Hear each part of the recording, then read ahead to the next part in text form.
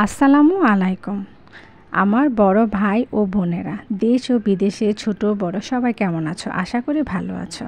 আল্লাহর রহমতে আমিও ভালো আছি।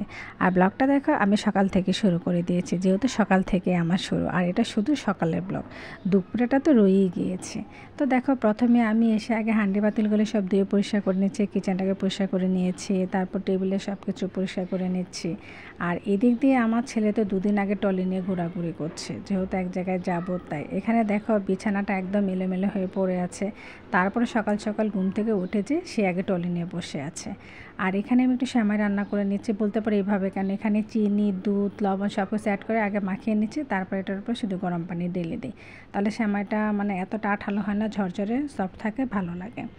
আর এখানে দেখো আমি চা বসিয়ে দিচ্ছি, কারণ এখন ঈদের সময়। ঈদে যদি এক সপ্তাহ পর্যন্ত রুমে সেমাই না থাকে তাহলে ঈদ ঈদ মনে হয় না, আমার কাছে সেই ফিলটা আসে না। তাই আমি প্রতিদিনই সেমাই রান্না করে থাকি এক সপ্তাহ পর্যন্ত।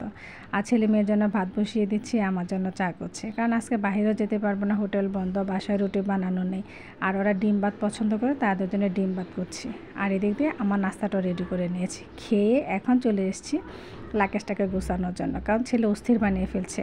কখন কাপড় গুছাবে, কখন যাব, কখন রেডি হব, চলো না, কবে যাবে, কখন যাবে, কয়টার গাড়িতে যাবে, একদম অস্থির বানিয়ে ফেলছে, পাগল বানিয়ে ফেলছে। কোনো কথা শুনলে আর ওদের রক্ষা নেই।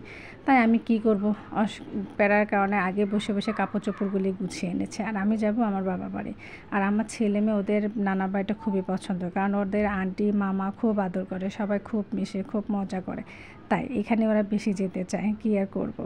আর আমার ব্লগটা যদি কারো ভালো লাগে প্লিজ একটা সাবস্ক্রাইব আর লাইক করে দিও। আর এখানে দেখো প্রায় আমি লাগাজটা গোছানো শেষ। আগে ওকে শান্ত করে নিয়েছি, তা নাহলে ও কিছুতেই হার মানছে না, ভাবছে যে আমি যাব না, মিথ্যা কথা বলেছি। তাই তাই আগে গুছিয়ে ওকে ঠান্ডা করে নিয়েছি।